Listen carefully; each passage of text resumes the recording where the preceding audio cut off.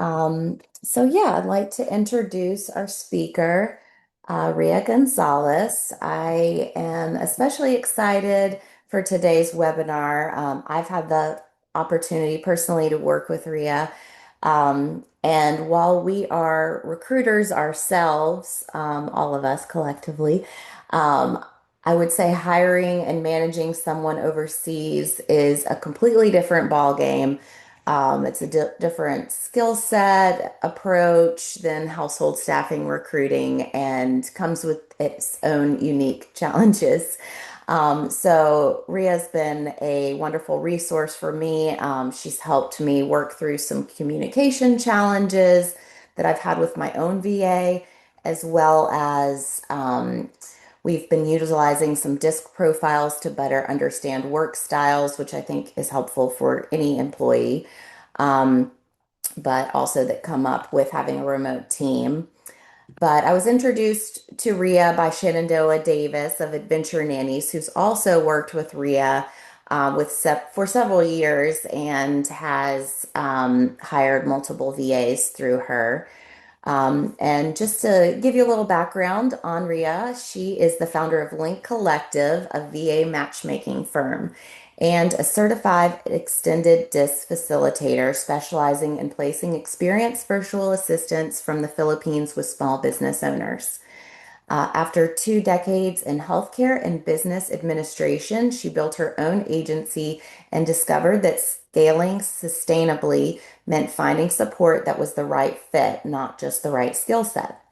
That insight became the foundation of Link Collective's matchmaking process, work style compatibility, deep vetting, and practical onboarding support so the right remote partnership expands your capacity without expanding your workload. So I am going to hand it over to Ria and let her take it from there. Thank you so much. I absolutely love working with Bailey and Shenandoah. It's been an absolute pleasure, and I really appreciate the opportunity. I'm going to get my little screen up here. Can you see my screen okay? Yes, I can. Okay, perfect. Okay. Yes, I'm Raya Gonzalez of Link Collective. And like Bailey said, I also am a recruiter in my own way here, but it's a very interesting it's a very interesting specialty that we get in. I think that it can be something that is accidental at first because we're just working through what our business does, and then it has now turned into my own specialty. I'm so sorry. I'm just making sure. I'm going to stop sharing really quick because it's showing the chat over my screen. I want to minimize that. I don't want any distractions. Let me make sure I've got this here. Also, Okay. while you're doing that, I did mean to Yes. say that anyone can drop questions in the chat as you're speaking, and we'll go through them at the end. Yes, please do. Please do. Okay. So today we came to talk about a very common problem that can be very, very frustrating, and one that I myself have experienced before. And so as I was preparing for today's meeting, I was thinking about how way back in the day when I started my agency and kind of stumbled into this, my agency started as an admin agency where it was just me. And probably like some of you go to hire somebody in the Philippines or even think about it, and everyone that you know has an opinion. So maybe your business coach or your mastermind group swears by it, but then you hear someone else tried it and it was a total disaster. But the savings on paper makes sense, especially if you have some W-2 employees and you are expanding. You want to make sure that you're delivering the service to the level that you believe in. And you know that the talent's real, because why would people say that it works great if it doesn't? But if you are like me, you just hit this point where you have to do something and you think, okay, it's time, I'm going to give it a try. And so when I did, I went in with very little information except for these mixed things. So I went through a couple different websites. I picked some people that looked good. And initially, it started out really great. So I was like, okay, great. I am going to be able to help more people. The work was getting done in a better pace. And I felt like I could breathe a little bit. And so I was like, okay, this is great. And then all of the sudden, something changed. So my VA was slower to respond and started going a little quiet, but she wasn't quitting and she wasn't complaining. I just noticed that Slack messages were taking longer to complete, but she was supposed to be on. And things were just coming in past the due date or whatnot. And so I just kept refreshing Slack and thinking, like, is she okay? Did I say something wrong? Did I like give her a task that wasn't clear enough? And that's when my anxiety started to bubble up. And I just started second guessing myself. So I was like, do I finish this myself or do I say something? Do I wait? But I was really not sure about what the cause was. But I just was also starting to get resentful because I was like, okay, I don't want to micromanage. I hired somebody to create support. And so I was waiting and then silently getting resentful. And at some point, I started thinking, like, is this even worth it? Except for I already knew the answer because I knew that it worked for some people. And I knew that I couldn't sustain the workload the way it was. So, what I was struggling with was, is this her or is this me? And that part just kept me up.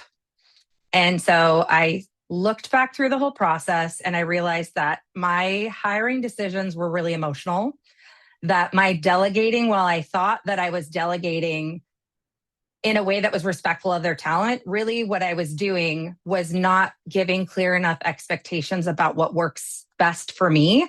And then because I was unsure where the problem was, I was giving way too much grace. But what they really needed was clarity. And so things obviously at some point come to a head and they fell apart. And I literally cried. I cried in front of my VA because I was so frustrated and it kind of let it bubble up.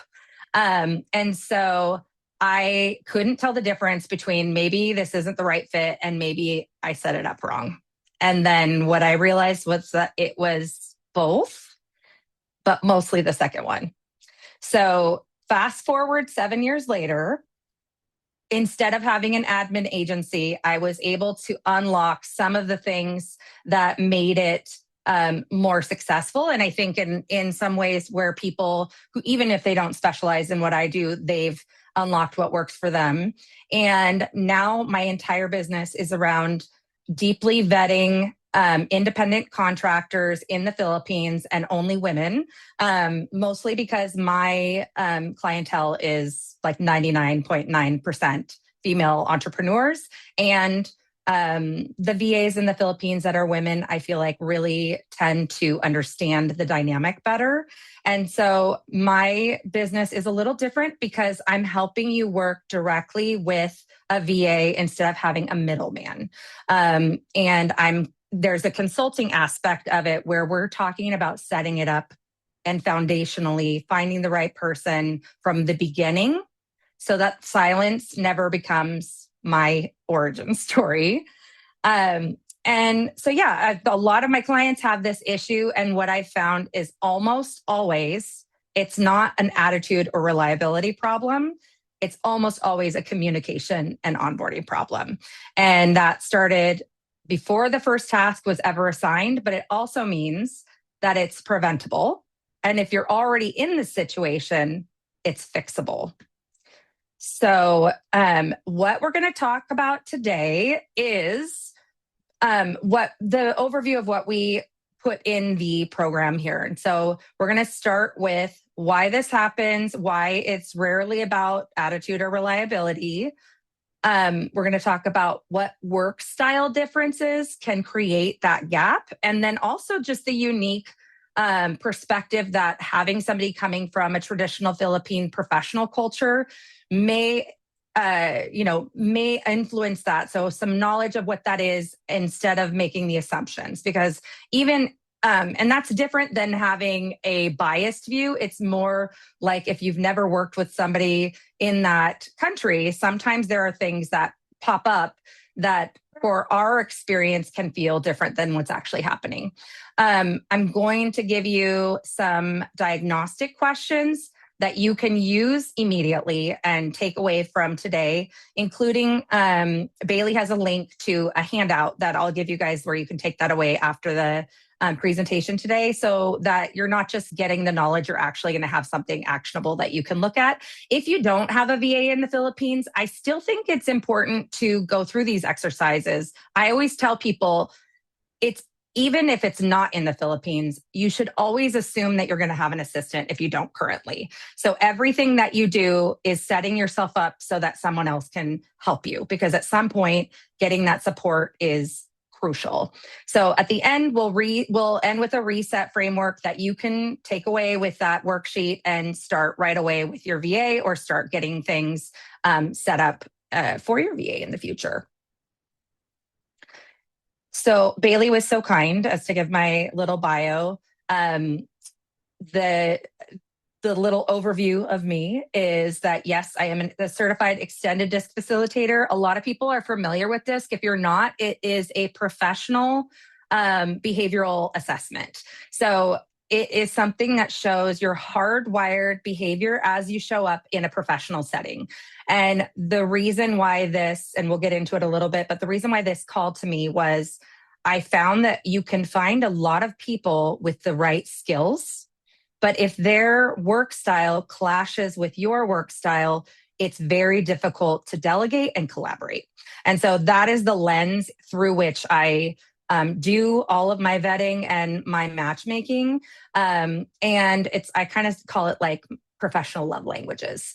My background educationally, I have a bachelor's degree in administrative management. And oh, sorry for the typo. I swear I can spell. And IT. And what that means is it's kind of the intersection between IT and EQ, people management, and leveraging technology. So I'm a big fan of technology, but it doesn't replace the people. So it's really about using tools, and that could be free tools, but doing so in a way that you are bridging the gap. And because you're working remotely, it is a much more effective way to communicate clearly.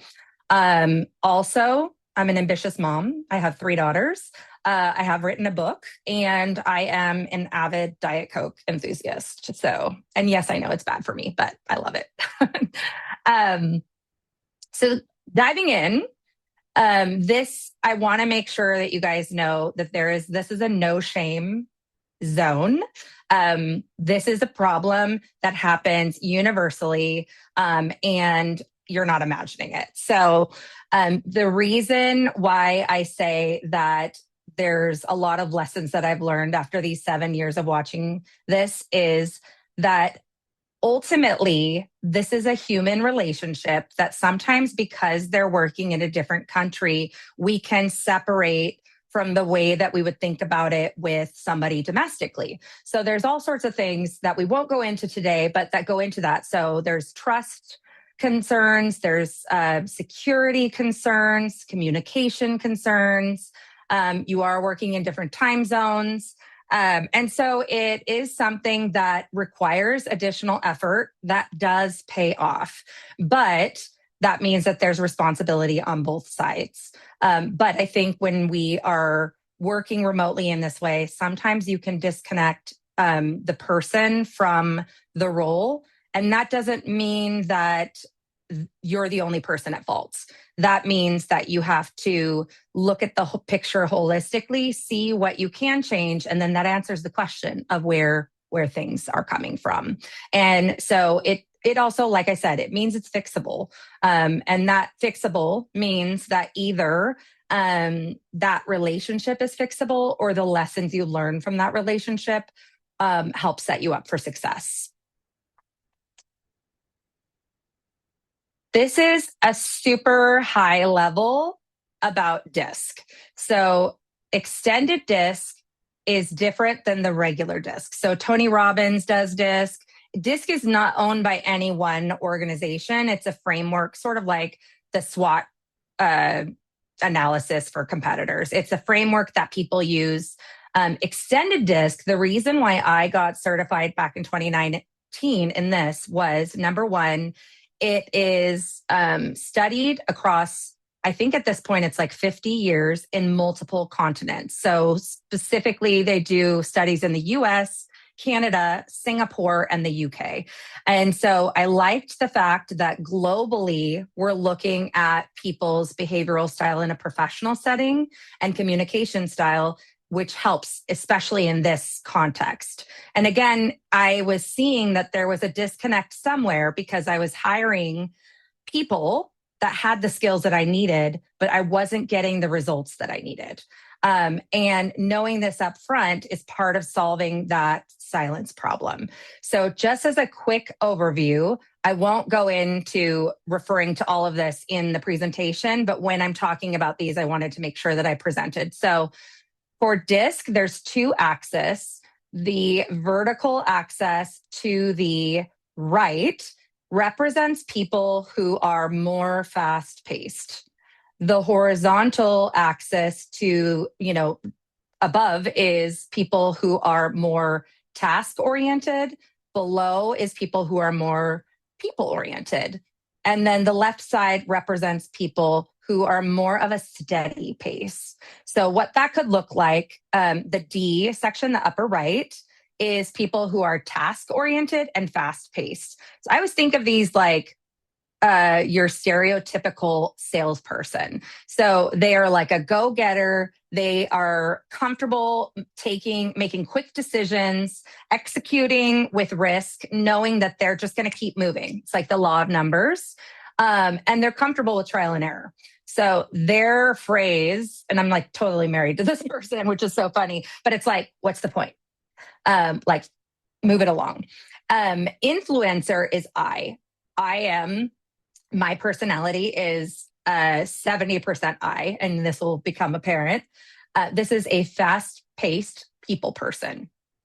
So these are people that can speak comfortably, work the room. They really connect with people and build rapport. And it's easier for them to make friends, but that doesn't necessarily mean that they have like besties everywhere. But they're not drained by going to a networking event. They are interested in people and looking for a way that they connect to them.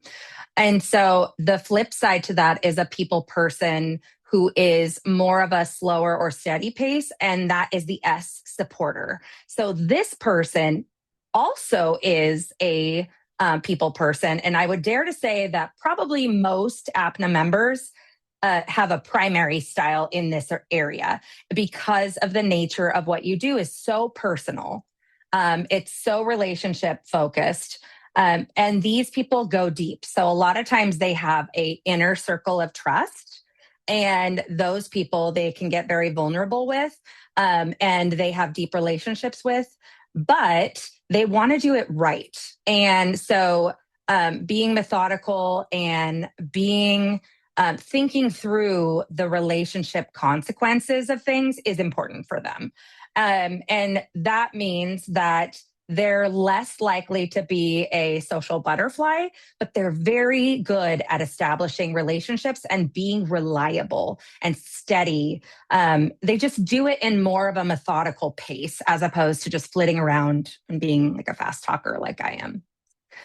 Conscientious is the upper left, and that is somebody who is task focused at a steady pace.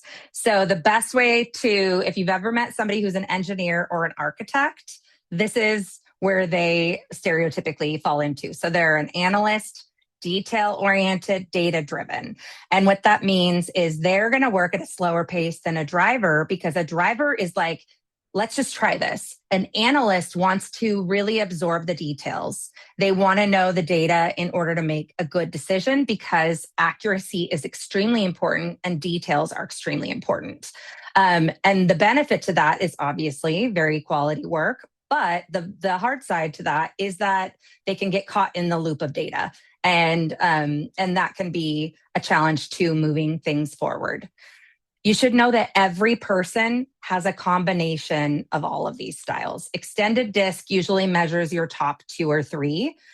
So, for example, mine is 75% influencer, 20% supporter, and then 5% driver.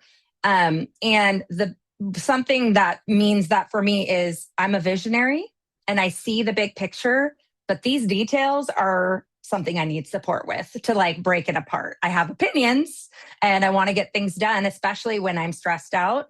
But I know that if I do that section, like data entry, I can do it, but it is going to drain my energy. So extended disc deals with what lights you up and what drains your energy. So this is the framework that I use when I'm looking at assistance, but also just coaching and consulting for your own leadership style and thinking about long-term how you connect with the people in your business and your clients. So I'm just going to use this example of how a high S for the VA in the Philippines may clash or have challenges with an agency owner who is also high S. So, just as a reminder, that is somebody who is a steady pace people person, very concerned with relationship and conflict averse, those types of things. And this is where we start seeing some of the cultural things that adjust.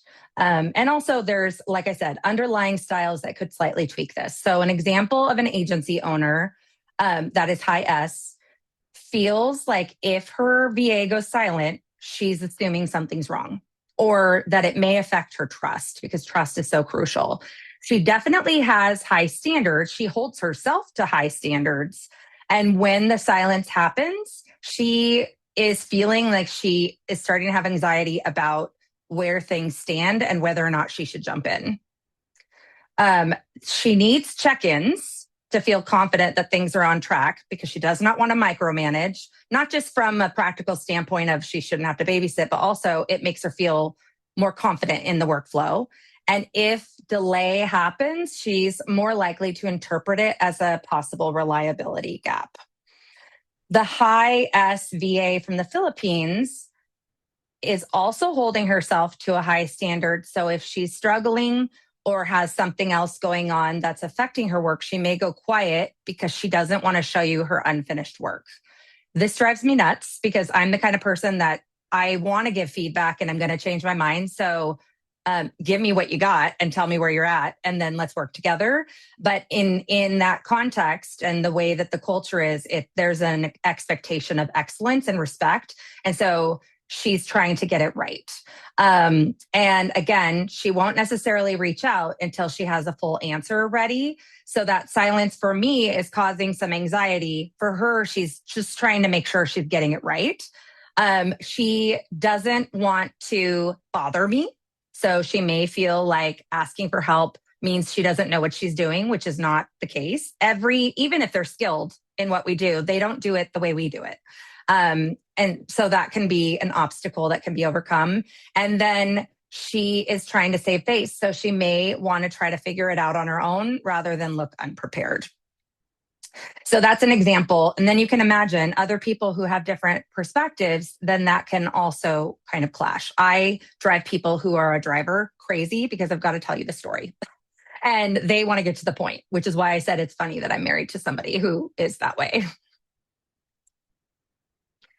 So, what I want to recognize here is that I'm not saying that you need to lower the bar.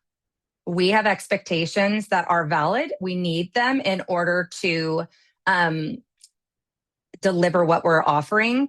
But it's about understanding what you're working with, both the opportunity that you have by having somebody who has a slightly different perspective, also the challenges and the ways that we need to modify and ask for those modifications too in communication. So cultural awareness and having high standards are not in a conflict. There is a way to bridge the two. And so I just want to tell you that when I say that we both have responsibility, both us as business owners and the VA, I'm not saying that our responsibility and that overrides accountability. So I'm just saying that it is something that thinking about from the very beginning and having communication to bridge that gap is so crucial because there are things culturally that could potentially cause issues, but don't necessarily have to. And so that is just something to start thinking about. Your standards are the whole point.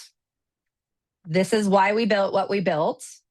But understanding how your VA is wired and the cultural context that she's operating in makes you better at holding those standards, not softer. One example of how I do this is when I'm onboarding somebody, I literally share my whole extended disc and I talk to them about how that shows up. The extended disc talks about what it looks like when I'm stressed out. And like some of the things that I found that work better for communication, and I invite dialogue for them to tell me how they work best. And obviously, we're just getting to know each other. So they may not feel comfortable telling me everything, but I will say, this is what I need. And I have a very specific service level agreement of expectations. When I send you a message, what I need is a response in this amount of time. And it doesn't have to be complete. I don't expect you to have it done. I just kind of need to know where you're at. And that's not because I'm micromanaging you and I don't believe you can do it. It's because I just need to know if I have to hop in, if you need help. And I'm just curious as to where things are. It helps me settle my mind. That in advance is such an easier conversation than saying, hey, I don't feel like you're being proactive. So that's just one example, but that's something where my vulnerability about saying, hey, this is how I've messed it up and how I've learned I work best with information. It's giving them the tools in order to also meet the cultural standard of wanting to do it the right way. And also the freedom to give me incomplete work. Because actually, for me, because I am a visionary, a lot of times I don't know what I want details wise until I see a rough draft and then I can narrow it down. So it's a very collaborative experience for me. And their attention to details balances out what I'm missing. So I need them to know that not only is that okay, it's expected because that's how I work best. And that frees them from the expectation of perfection.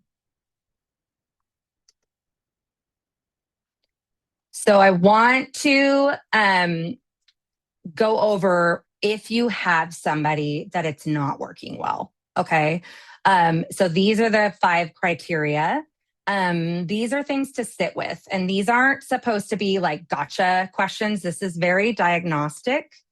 And honestly, for almost all of my clients, I see the answer to at least 2 or 3 of these questions is no.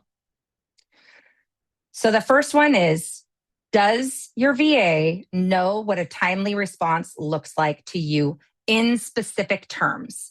And really, Bailey and I were talking about this too. We were talking about the proactivity paradigm.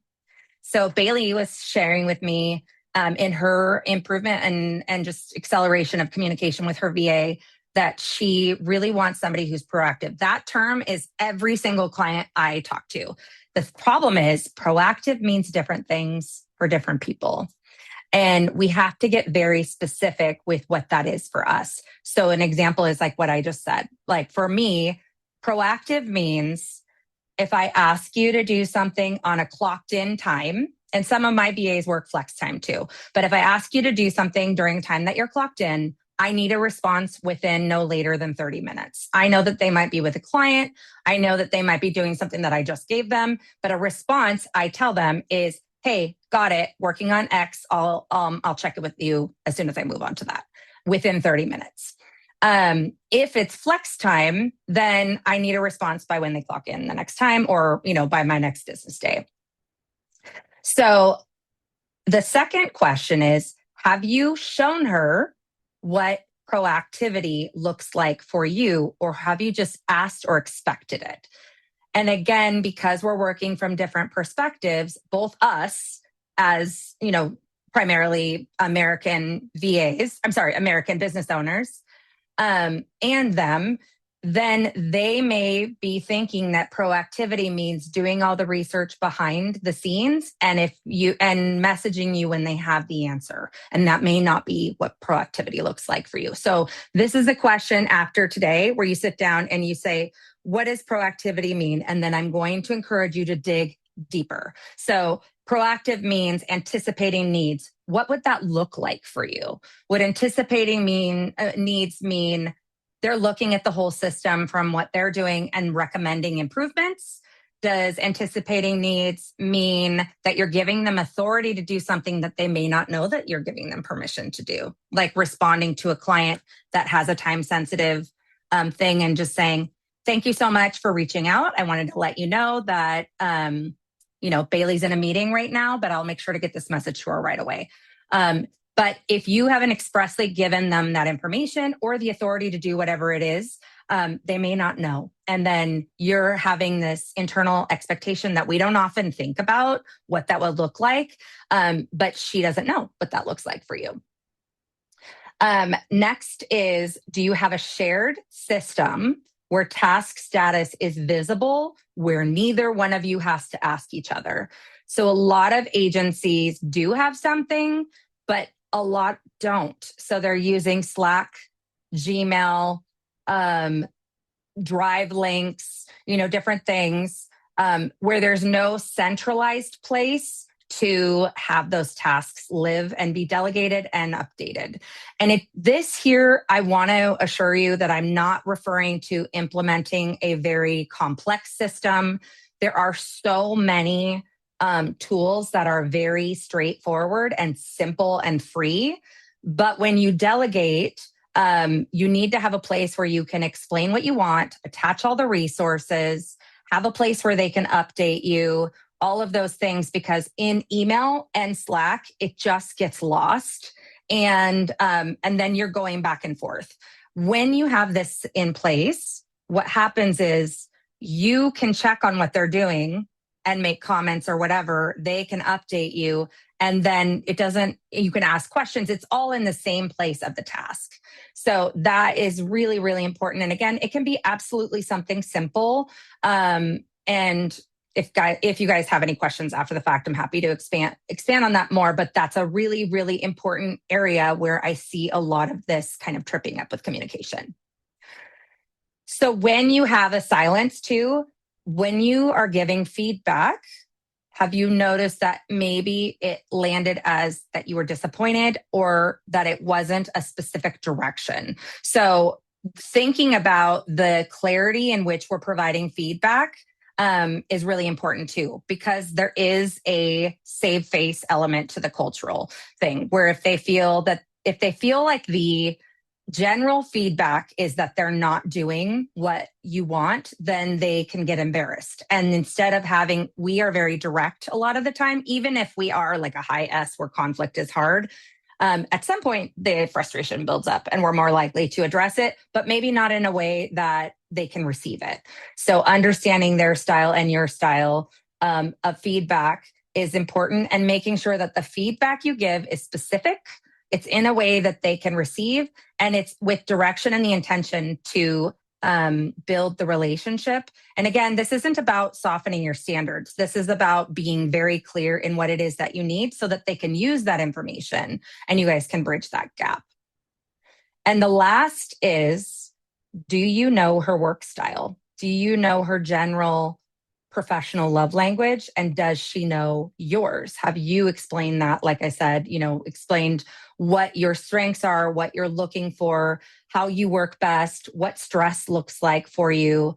And if the answer is no, then you're both working on assumptions from your own perspective. And that could be something that really hurts the process on both sides. So pick the one that hits closest to home and have a conversation. Blame me for it. Tell them that you did a workshop and this was your assignment and you wanted to chat with her about that to see how basically you can empower her and how you can be empowered to do this the best. So what we're talking about is not a dramatic tip. We're not doing a performance improvement plan, at least yet.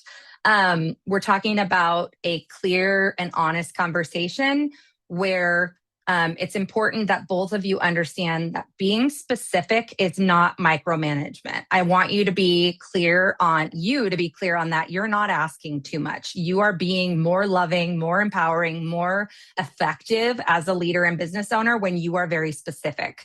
The more you practice that skill, the more it's going to feel less like homework because you are going to get results faster in a more accurate way. And so just keep in mind, it's not micromanaging, it's clarity, and she will appreciate it. This was where I absolutely messed it up in the beginning. So for me, because my work style works really well, give me clear parameters, your deadline, and let me rip because I have an all over the place work style. So I assumed that everybody would want to work like that.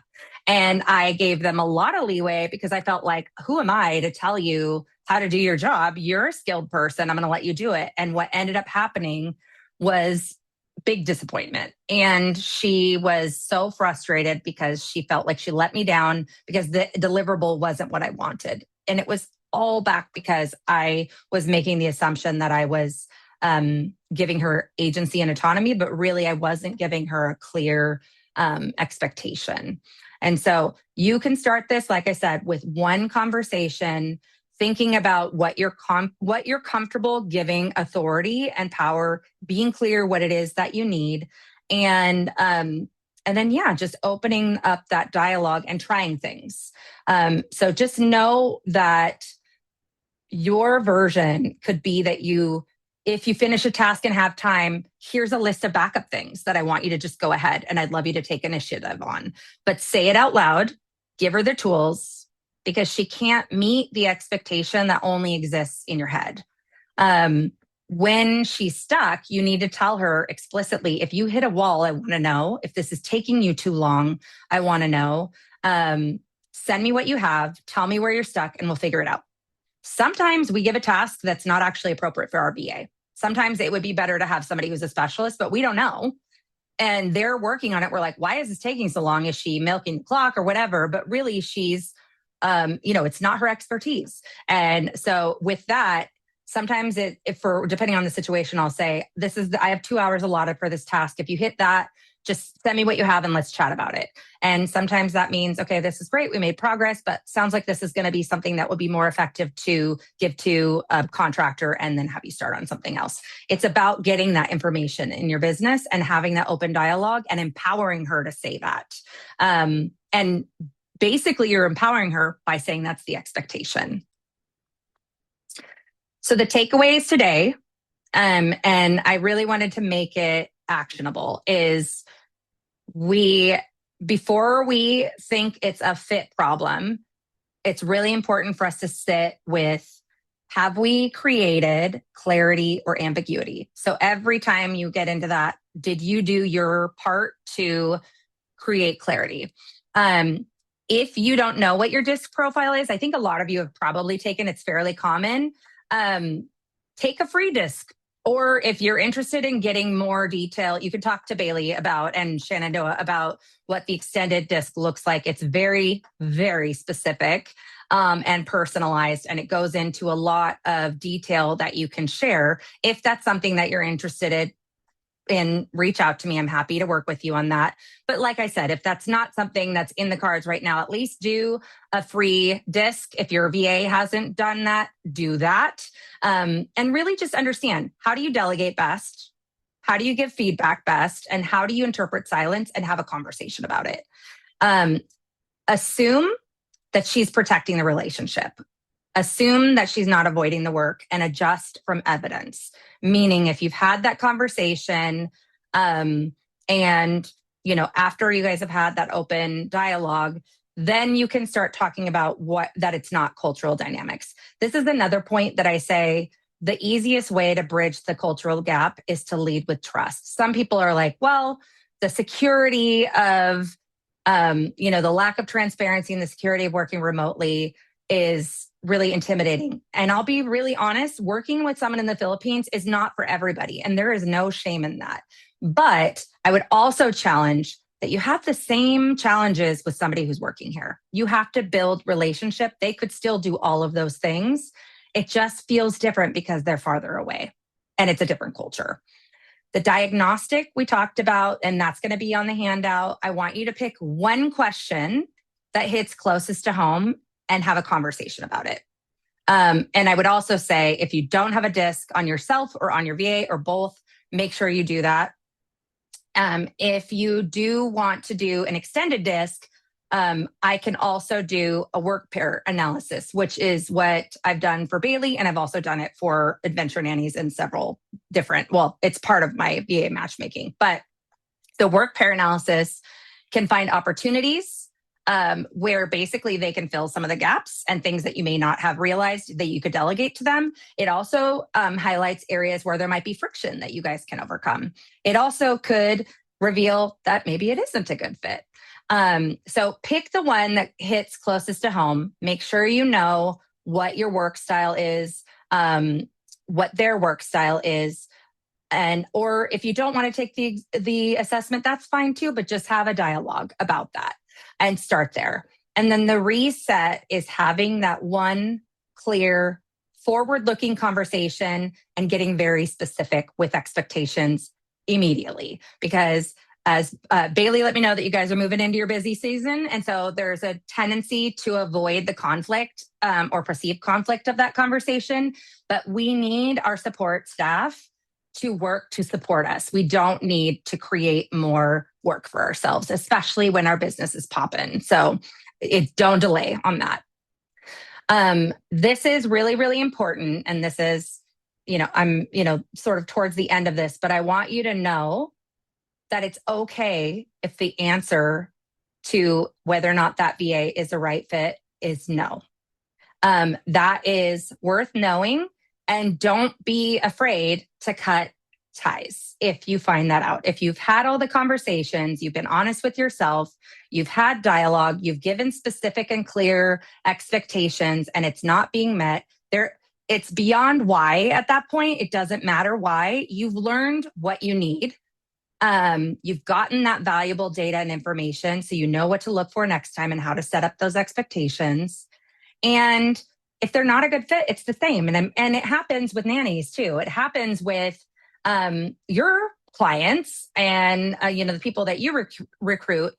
It looks good on paper. It starts good, and sometimes it's just not a good fit, and that's okay.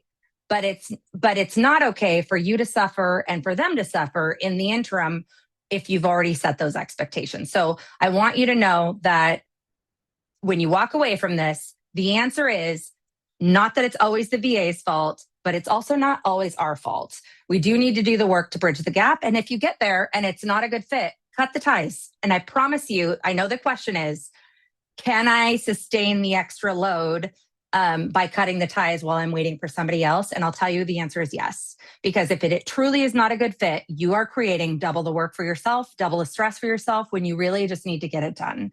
And there's a lot of solutions to that in the interim. But if you've done the work and it's not working, let them go. And that's okay. And I just want to encourage you.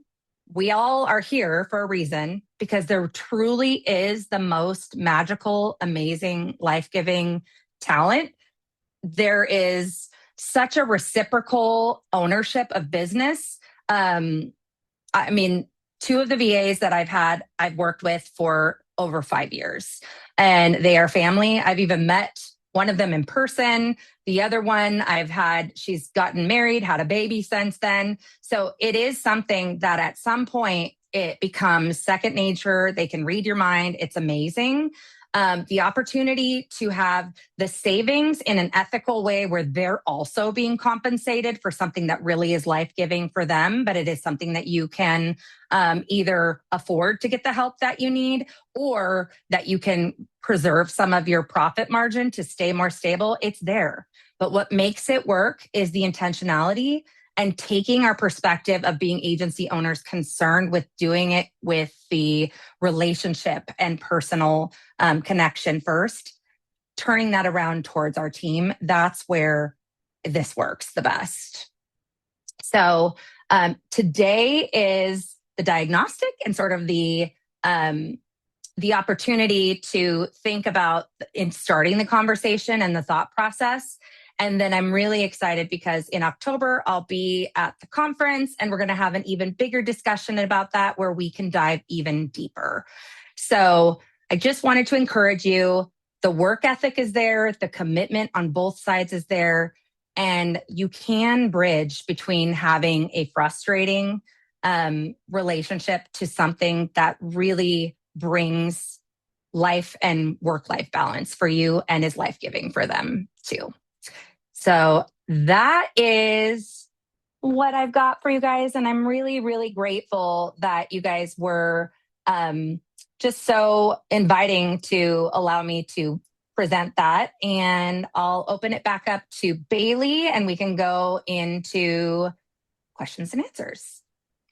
Thank you so much, Raya. That was amazing. Lots of good information there.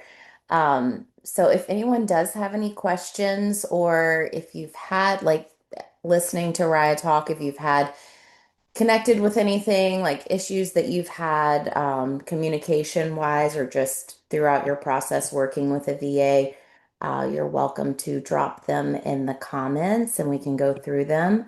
I did have a couple of questions that I know we talked about that I had posted in the agency owners group.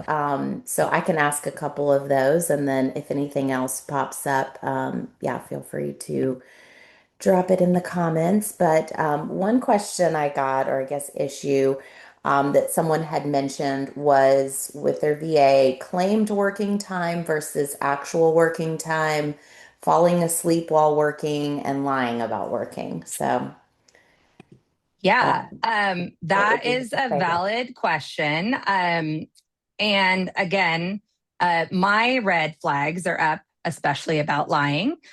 This has happened to me before, I should tell you. And the way that I have mitigated that is, well, first, like I said, I always lead with trust and I tell them that. Like day one, I have a meeting with them, I share my style, and I say, you know, if we're having this expectation, I want to let you know that I get really nervous if you go silent. And I know that happens. Sometimes I also know things happen, like typhoons happen in the Philippines. That's real. But if you have a cell phone and you can Slack message me that says typhoon, then I'm good. I know that you'll come back online when you can come back online. I do have my VA's time track. I use Toggle Track, which is free. The project management software I use is ClickUp. I'm probably going to be switching soon to Asana, but it integrates with that. So basically, when they log into a task, they are tracking their time. I do this for a couple of reasons. It's not because I don't trust them. It's mostly for information for me because some tasks take longer than I expect. One of the VAs, and I'll just give a current example so you guys know that I'm not perfect, even though this is what I do. One of the VAs that I currently have working with me, sort of on an ad hoc basis, I noticed that it takes her a really long time to do tasks. And she's very skilled and I really like her. She's very well suited to me. And that started to like, ding, like I wonder if she's milking the clock or whatever. And so then I didn't feel comfortable asking her, like, hey, did this really take you 3 hours? Because again, I'm not doing the task. Maybe it doesn't. Right. So then what I started doing was saying, this is what I have allotted for, like, this is the task. This should be really quick. I have, 45 minutes or an hour allotted for this. If you need more time, totally fine. But I want you to stop and check in with me and tell me where you're at.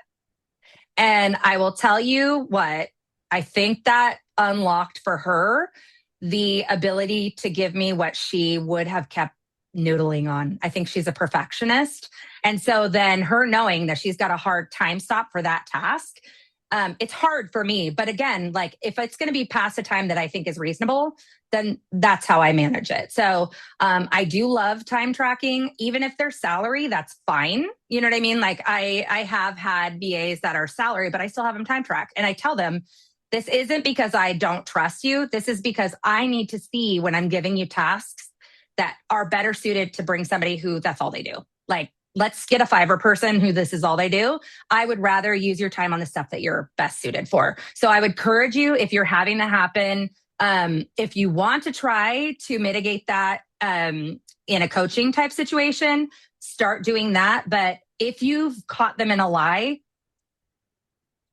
I'm of the believer that at that point we've broken trust in the same way where if somebody was my employee here and um I felt like they were milking the clock, I confronted them about it and I caught them in a lie. I'm either putting them on a PIP or I'm out. Like I've just started getting to the point, and I will be very honest and compassionate and kind and just say, hey, I'm going to assume you have something personal going on that that I don't know about. I don't know what's happening, but unfortunately for me, that's a deal breaker. And I had that conversation in the very beginning. So this should have been an expectation. I tell them I'm leading with trust until it's broken. But once it's broken, it's really hard for me to come back from that. Yeah, for sure. There was another question, or yeah, question slash comment about understanding our industry was one that they have struggled with. It is a super unique industry in the United States, and sometimes overseas VAs don't understand the language and vocabulary of our industry, even after multiple times of explaining definitions and descriptions, which I mean, I think this is can be sort of a language barrier, but also it's just our industry is very niche, and many of us started as nannies and have transitioned into so it's just this industry that we have this history with. So yeah, I would love to hear your thoughts on Yeah. that. So, number one, just as a sidebar, because I have so many clients that are APNA members and agency owners, please email me your terminology and everything because I know that it is, even though what we do is very similar, it is different. So I would love to have that information because it can help me in screening VAs and helping people mitigate these conflicts better. So that's number one. Feel free to send me all the information. Number two, typically what this means is that there's a breakdown in onboarding and communication about standard operating procedures. And it's again, like I said in the presentation, they may know these tasks. They may even have done recruiting. They may have even worked as a nanny or household, person, but they don't know how you do it in your industry. And sometimes what you think is obvious, if they have a different work style, is not. So you may be giving them a list of definitions of industry specific things. They may be a more visual or they may need examples. Like sometimes for me personally, because I'm a people fast paced person, tell me how that shows up. Like if you need this term, where's the disconnect? And what would that need to be? Because that is, and Bailey, you and I were talking about this too, like the importance of having like Loom videos or different situations, not just for tasks, but also for that learning process. So if you're finding that that's happening more than just like one person or it's ongoing after you've explained, it might be because they're not connecting that specific terminology to the task that you're giving them. So it might be an educational gap. But the good news with that is you can create those materials one time, or even honestly, and I always say this, have your VA create it because then you're seeing the gap, right? If they're creating those materials of like an explanation video and how this shows up, then you can say, oh, I mean, good try, but it sounds like I need to give you more scenario to that, and then give them an example of where that shows up. So I think that that can be a clue where you need a little bit more educational things, but it's a one and done type thing. So if you're creating it to start, you can store that with your SOPs. And that should be the very first thing. Even if they have that nanny experience and that recruiting experience, they should be going through what is specific to the industry, but also you're going to have your own agency language, your own agency right way to do things. They need to know that too from the get-go because then the expectation is there. Also, I don't want you guys to rule out people who have transferable skills that could get in there and become the expert on the team. And so if you're asking them to come in with the industry knowledge and not having that education, you're going to miss out on some really great candidates. So I think that would be a great place to start. And like I said, once you have that conversation, if you don't have time to make those videos, I do recommend that you record little snippets or document it with examples when you can. But if you don't, then have the conversation, have them take notes because they need to know it anyways, and then have them record that for you or have them document that for you and then store it for an evergreen resource. Um, mm, Pauline, I'm looking at your question. It could be, and I would invite you to be direct. I would, because the way you bridge that gap, the way you know, is you say, um, we're adults here and you're in business and I'm in business. And I understand that you have a headache. However, if I'm your client and it makes me feel not well when you don't come on camera. So I would never tell my client that I have a headache and I can't come on camera. So I would really appreciate it if you could. And if it feels weird doing it in the moment before you have a meeting, send a little message that says, hey, I've noticed that X, Y, and Z. And for our next meeting, I just want to let you know that's actually really important. I want to connect with you. I want to know you. I want to develop good communication. And for me, that means I want to see you. I want to see how you're doing. And so I get that. But then maybe you need to take the day off. If you're really not feeling that well, maybe you need to let me know and you can take a day off. That doesn't mean it's going to be paid, but then they're not on the clock. But also, Pauline, that might be a warning sign. If you tell them that's the expectation, and again, that I would say in the very like if you start over with somebody else, tell them in the very beginning. Every meeting, I really want you to be on camera. If you're not feeling well, I want you to let me know, and we're going to call you out for that day. But this is how we make it work. I want to know you. I want you to know me, and we need to have these face-to-face camera conversations, just like if we were to work in the same office. If that happens and they still don't do it, again, cut your losses. That is a warning sign if you're telling them that's an expectation and they're not doing it.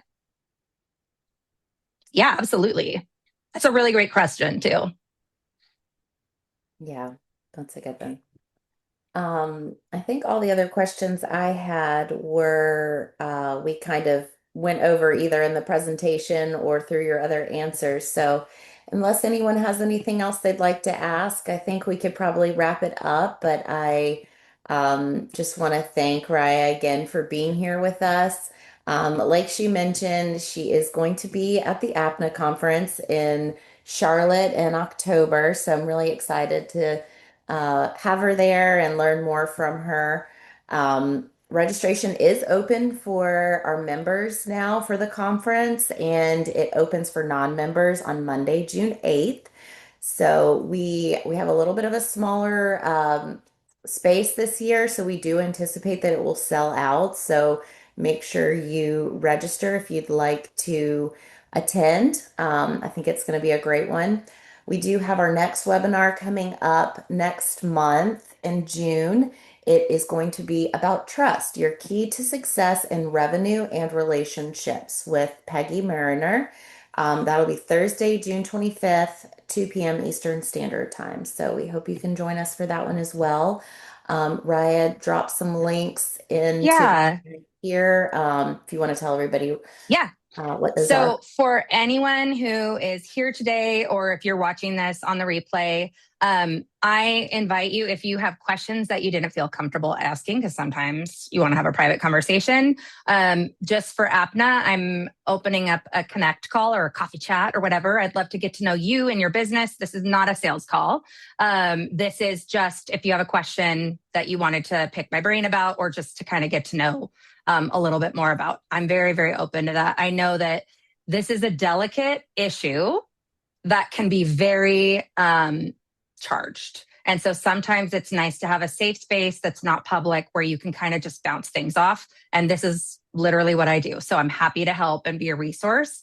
And then if anyone is either in the future or coming up on needing a VA and you want to explore hiring a contractor in the Philippines directly instead of paying an ongoing agency, the middleman fee.